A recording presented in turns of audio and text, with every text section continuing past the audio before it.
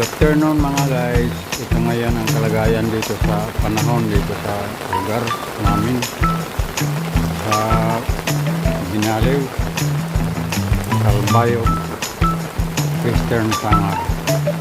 Dito maulan guys. Subukan ko pagpunta doon sa malayo-layo. Sa ngayon wala pa naman alon. Wala pang alon.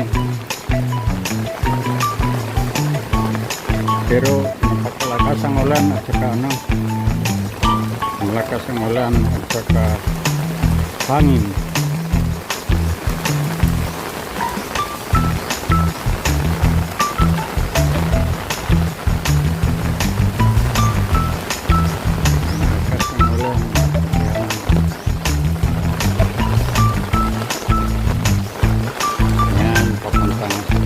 Southern Philippines.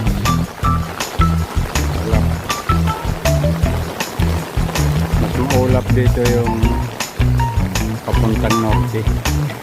Kasi nandun ang bagyo ngayon sa sa Bicol region. Maglalandfall ngayon gabi. Kaya ingat-ingat mga guys. Lalo na yung mga isda na nasa karagatan ngayon. Umuwi na kayo para hindi kayo mapahamak din sa malaking alon. Ganitong malakas ang hangin, malakas ang ulan, delikado mga guys. Kaya safety na natin yung mga buhay natin, kasi ang buhay natin yung nag-iisa lang. Nag-iisa lang.